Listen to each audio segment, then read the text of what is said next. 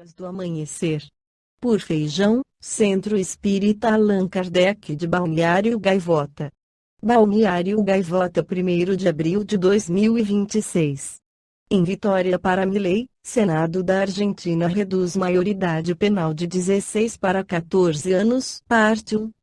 O Senado da Argentina aprovou nesta sexta-feira, 27, um projeto de lei que reduz a maioridade penal de 16 para 14 anos. Foram 44 votos a favor, 27 contra e uma abstenção. A aprovação é uma vitória para o presidente Javier Milei. O texto já havia sido aprovado pela Câmara e, agora, segue para a sanção presidencial. Segundo a imprensa local, Milei defendia uma redução ainda maior, para 13 anos. Diante da resistência de aliados, o governo negociou um acordo e fixou a idade mínima em 14 anos. De acordo com a Casa Rosada, os adolescentes condenados ficarão detidos em espaços diferentes dos adultos. Além disso, a punição com prisão em regime fechado deve ficar restrita a crimes considerados graves, como homicídio. Pouco antes do início do debate no Senado, o partido de Milei, A Liberdade Avança, publicou um vídeo nas redes sociais afirmando que a reforma era necessária para tornar a Argentina em um país mais seguro. O debate sobre o novo regime penal juvenil ganhou força após o assassinato de um adolescente na província de Santa Fé, que foi morto por outros menores de idade. O caso provocou comoção no país e levou o governo a incluir o tema na pauta do Congresso neste mês. A tramitação enfrentava resistência da oposição na Câmara, que cobrava detalhes sobre o financiamento da nova estrutura prevista no projeto.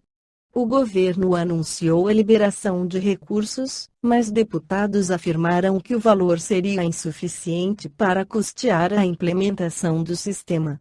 Debate no Brasil. No Brasil, a Câmara dos Deputados discute uma proposta, dentro da PEC da Segurança, para reduzir a maioridade penal dos atuais 18 anos para 16 anos, em caso de crimes hediondos e violentos. Conforme a proposta, nos crimes cometidos com violência ou grave ameaça à pessoa, são penalmente inimputáveis os menores de 16 anos, e não 18. O texto exige, porém, que o cumprimento da pena seja feito em estabelecimento distinto dos maiores de 18 anos. A PEC também fixa que, para entrar em vigor, a regra passe por referendo nas eleições municipais de outubro de 2028. O governo é contra e defende que a proposta não seja votada em 2026. A respeito da infância e adolescência, Allan Kardec incluiu na Revista Espírita de fevereiro de 1850 mensagens sobre essa fase em Comunicação Espontânea do Sr. Nelo, o médium, lida na Sociedade a 14 de janeiro de 1859, não conheceis o segredo que, na sua inocência, ocultam as crianças, não sabeis o que são, nem o que foram, nem o que hão de ser. Entretanto vós as amais, vós as prezais como se fossem uma parte de vós mesmos e de tal modo que o amor da mãe pelos filhos é considerado como o maior amor que um ser possa ter a outro ser. De onde vem essa doce afeição, essa terna benevolência que os próprios estranhos experimentam para com uma criança? Vós o sabeis? Não.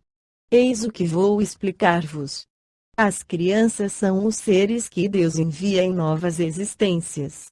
Para que elas não possam queixar-se de excesso de severidade, dá-lhes toda a aparência da inocência. Mesmo numa criança naturalmente má, os defeitos são cobertos pela inconsciência de seus atos. Essa inocência não é uma superioridade real sobre aquilo que foram antes. Não, é a imagem do que deveriam ser, e se não o são, a culpa cairá sobre elas unicamente. Mas não foi apenas por elas que Deus lhes deu tal aspecto. foi também e sobretudo por seus pais, cujo amor é necessário à sua fraqueza, pois esse amor ficaria singularmente enfraquecido à vista de um caráter impertinente e intratável, ao passo que supondo os filhos bons e meigos, lhes dão toda a sua afeição e cercam-nos das atenções mais delicadas. Quando, entretanto, as crianças não mais necessitam dessa proteção, dessa assistência que lhes foi dada durante 15 ou 20 anos, seu caráter real e individual se revela em toda a sua nudez, permanece bom, se for fundamentalmente bom, mas se eriza sempre de nuances que estavam ocultas pela primeira infância. Vedes que os caminhos de Deus são sempre os melhores e que, quando se tem o coração puro, fácil é conceber a explicação. Com efeito, imaginai que o espírito dos filhos que nascem entre vós pode vir de um mundo em que adquiriu hábitos completamente diversos. Como quereríeis que estivesse em vosso meio esse novo ser, que vem com paixões completamente diversas das que possuís, com inclinações, com gostos totalmente opostos aos vossos? Como quereríeis que se incorporasse em vossas fileiras de modo diferente daquele que Deus o quis, isto é, pelo crivo da infância? Aqui vem confundir-se todos os pensamentos, todos os caracteres, todas as variedades de seres engendrados por essa multidão de mundos onde crescem as criaturas. E vós mesmos, ao morrer, encontrar-vos-eis em outra espécie de infância, em meio a novos irmãos. Em vossa nova existência não terrena ignorais os hábitos, os costumes e as relações desse mundo novo para vós. Com dificuldade manejareis uma língua que não estáis habituados a falar, uma língua mais viva do que o vosso pensamento atual. A infância tem ainda outra utilidade. Os espíritos só entram na vida corpórea para o seu aperfeiçoamento, para sua melhora. A fraqueza da infância os torna flexíveis, acessíveis aos conselhos da experiência daqueles que têm o encargo de fazê-los progredir. É nesse período que seu caráter pode ser reformado, pela repressão de suas más inclinações. Tal o dever que Deus confiou aos pais, missão sagrada pela qual hão de responder. Assim, a infância não é apenas útil, necessária e indispensável, mas também uma consequência natural das leis estabelecidas por Deus e que regem o universo. Observação: chamamos a atenção dos leitores para esta dissertação notável, cujo elevado alcance filosófico é facilmente compreensível.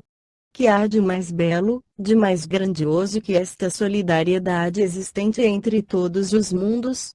Que de mais conveniente para nos dar uma ideia da bondade e da majestade de Deus?